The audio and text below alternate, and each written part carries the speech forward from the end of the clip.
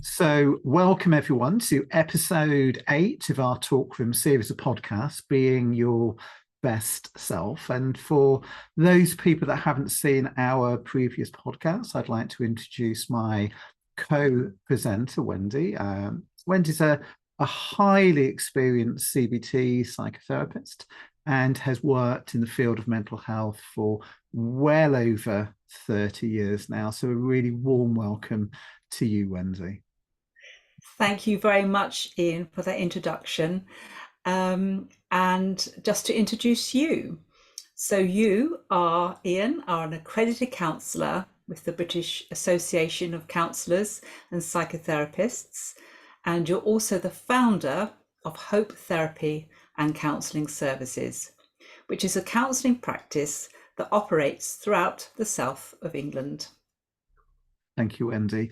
So these podcasts look at the question of how to be your best self. We do that by looking at the question of mental health and well-being, but we also try to make it relevant to the times that we live in as well. So due to the difficult circumstances we're living in, today we're going to discuss the really important subject of trauma, and in particular, the therapy that's an effective form of therapy that deals with this particular issue of trauma. So maybe we can start by asking you just to explain a little bit about your understanding of trauma and what it is, Wendy.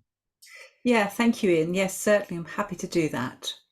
So I like to think of trauma as a distressing event that leaves the person with a memory of that event.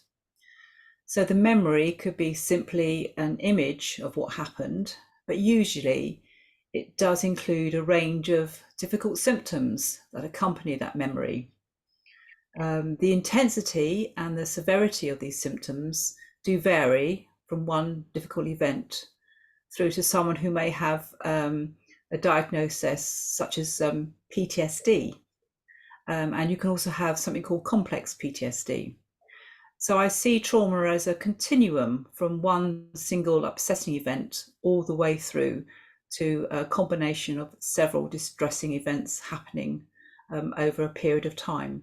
Yeah, yeah, and certainly we at Hope see people having a range of symptoms from traumas that they may have experienced. But I wonder if you can just say a little bit more about that term PTSD and what that means, Wendy. Yes, certainly, Ian. So PTSD stands for post-traumatic stress disorder. And this is actually a formal diagnosis. Often you would get the diagnosis from psychiatrists or other professionals, such as clinical psychologists. And the diagnosis says that the person suffers from a range of symptoms. If you have PTSD, the diagnosis needs to include either a threat to their life or severe injury or witnessing either. Classic symptoms of PTSD also include things like flashbacks and nightmares, which can be terrible because it can obviously really affect people's sleep. And then that in itself can have an impact on their daily living. And complex PTSD means that you would normally have several distressing events in your life, which tend obviously to make the symptoms more severe.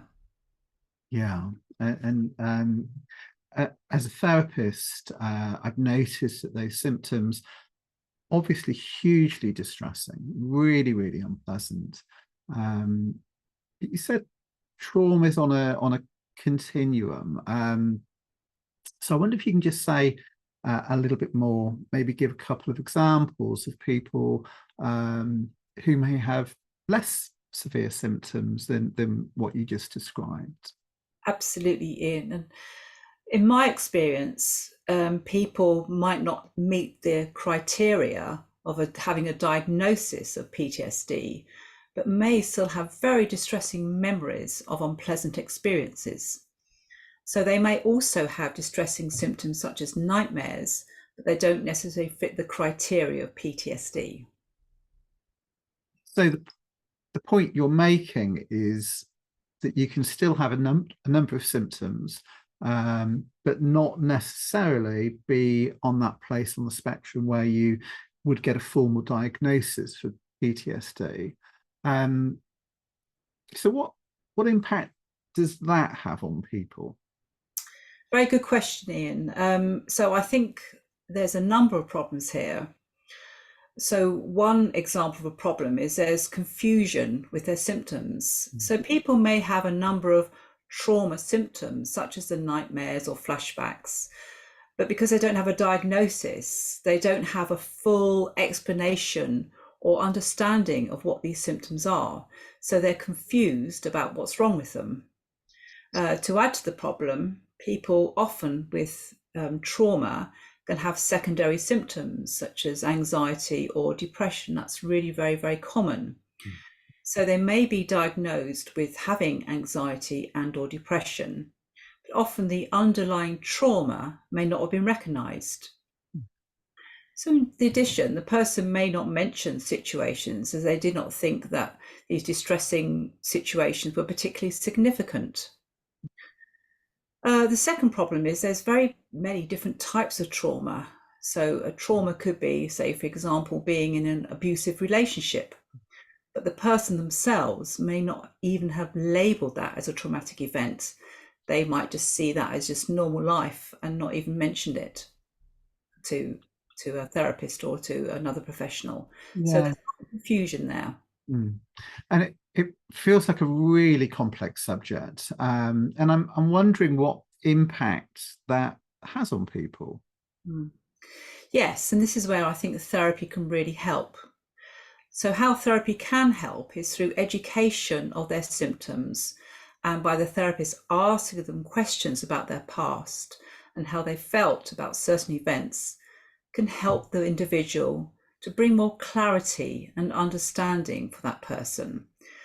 So simply by having an explanation of what the problem is can simply help the person to feel less confused, and therefore they have a clear idea of what to do about it and then how they can get better.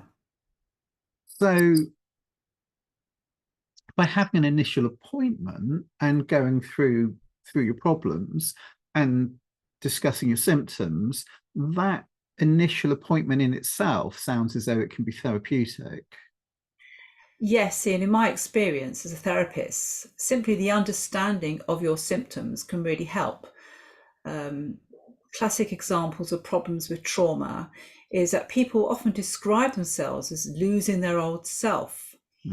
Very much so, feeling more vulnerable after experiencing a traumatic event.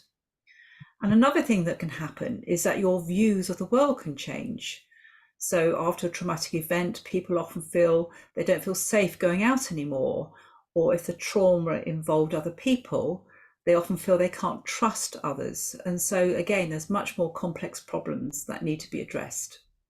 So it sounds as though just having clarity helps people to have an understanding of their symptoms. So I wonder, can you just tell us a little more about how you would actually go about helping people that are presenting with trauma? Yes, certainly, Ian. So the therapy I would like to talk about today is called EMDR, which stands for Eye Movement Desensitization Reprocessing. Rather a long name, I think.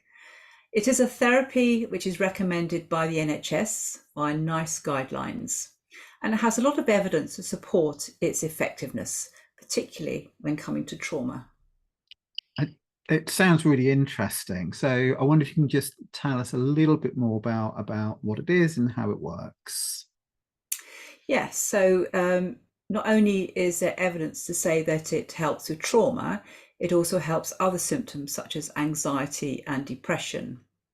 So the way it works, it's a structured approach to help people to safely process traumatic memories or experiences in order to reduce their trauma symptoms. So it can be a really powerful tool to help people to overcome the distress that they're experiencing. There has been a lot of research into its effectiveness. Research suggests that EMDR is just as effective as other therapies that help with trauma, such as cognitive behavior therapy. And also there's research to say that it helps improving the overall mental health of the person and can really help to increase their quality of life. Thank you for that. So what would you expect to happen if you actually go for an EMDR therapy session? Okay. Yeah, so the therapy usually begins with an assessment of the person's history and current problems, and then to agree the best treatment plan. Then the way I do it, there's a testing of the techniques, is comfortable with the process, knows what to expect, and feels supported throughout. I think that's really important, that people have got a good understanding of what EMDR is. Mm.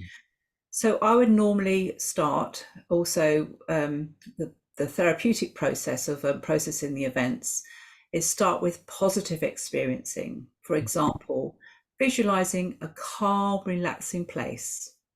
And the idea is designed to help people feel more relaxed.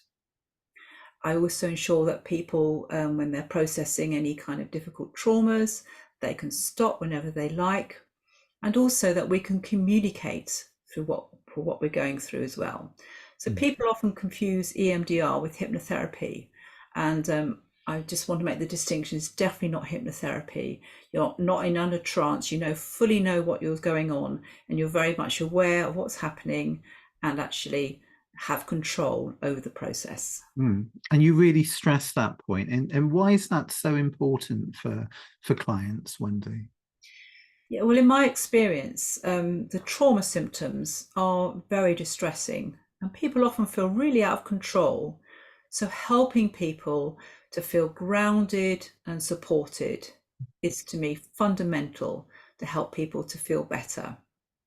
And then also, if their first experience of EMDR is relaxing and reinforcing positive sensation, then this is a really good start to therapy.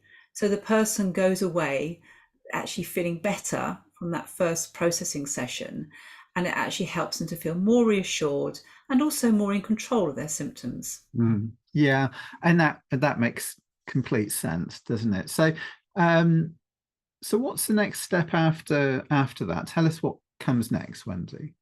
Okay, so after the initial assessment and then ensuring that the EMDR is a suitable therapy for that person, we then can decide and plan what specific memories to work on.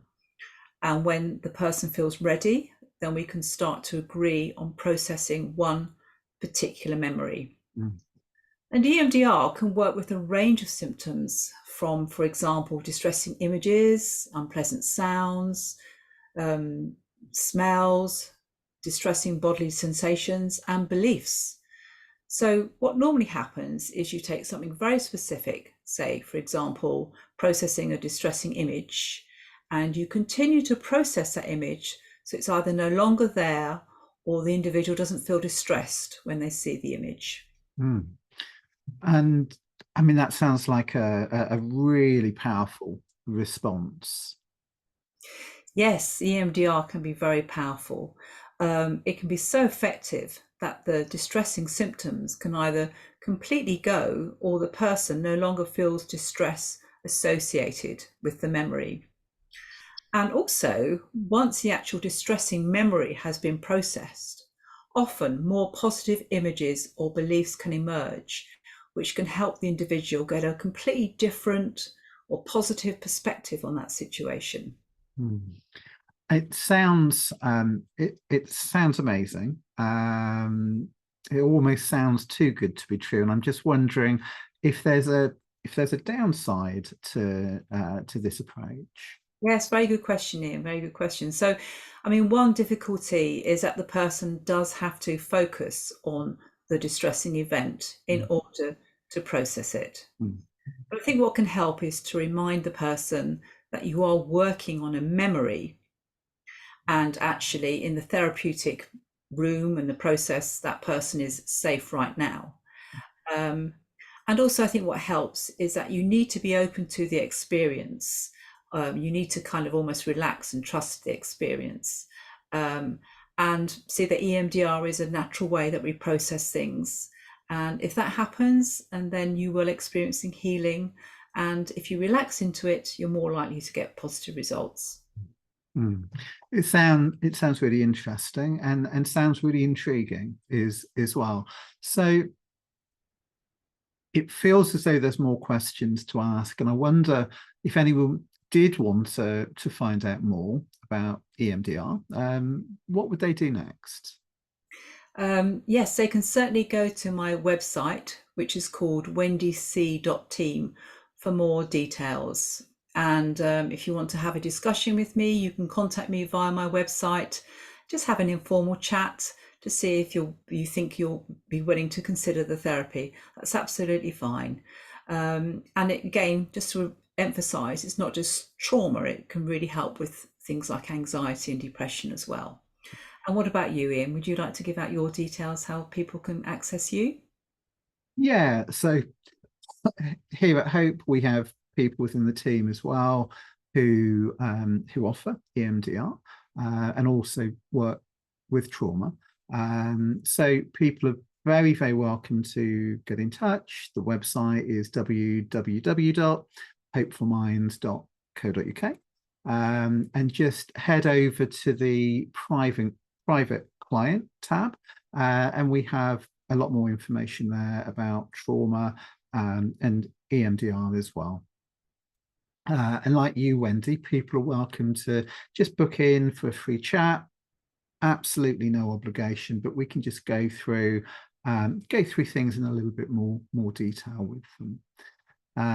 So we'll be back next month with our next podcast. But in the meantime, Wendy, thank you very, very much for being here today. And thank you to everybody else for listening.